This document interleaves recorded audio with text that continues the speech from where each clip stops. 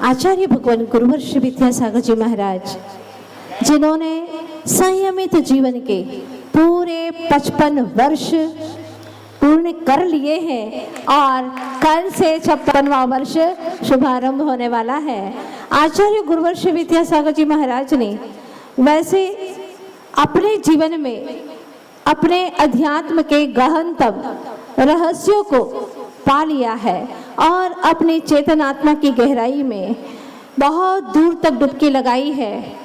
निश्चित तौर पर हम ये कह सकते हैं कि आगम के अनुसार जो चर्या होती है उसका पालन करते हुए आचार्य भगवान गुरुवर्ष विद्यासागर जी महाराज एक भावलिंगी शुद्धोपयोगी महासंत है,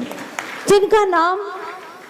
हम उच्चरित करते हैं तो अपनी जुबान को सार्थक समझते हैं, उनका दर्शन करते हैं हमारे नयन धन्य हो जाते हैं, उनका सुमिरन करते हैं तो लगता है कि बुद्धि को पाना सार्थक हो गया है। ऐसे गुरुवर्ष विद्यासागर जी महाराज ने जब मूक माटी महाकाव्य लिखा, अद्भुत महाकाव्य है जिसके ऊपर लगभग 300 समीक्षाएं लोग कर चुके हैं, बड़े बड़े उद्भट विद्वान ने इनके ऊपर समीक्षा की है। मूक माटी महाकाव्य के ऊपर 4 खंडों में पिरोई गई यह मूक माटी महाकाव्य की एक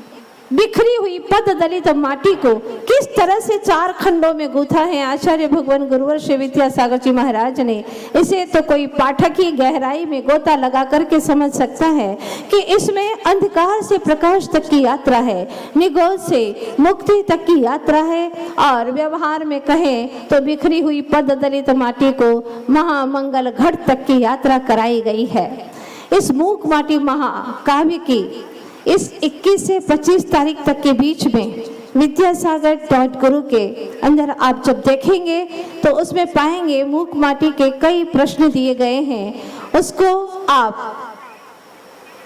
पूरी तरह से अच्छे से समझ करके लिखें और तैयार करें, फिर भेज दें। 21 से 25 तारीख तक का समय दिया गया है,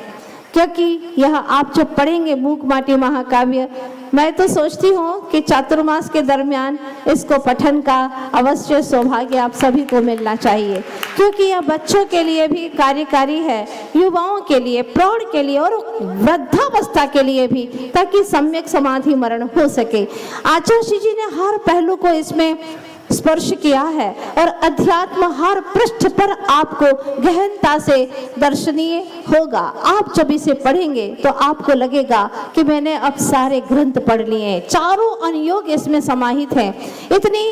अद्भुत मूक माटी महाकाव्य की रचना आचार्य भगवान ने की है। वास्तव में जब आचार्य भगवान लेखनी से,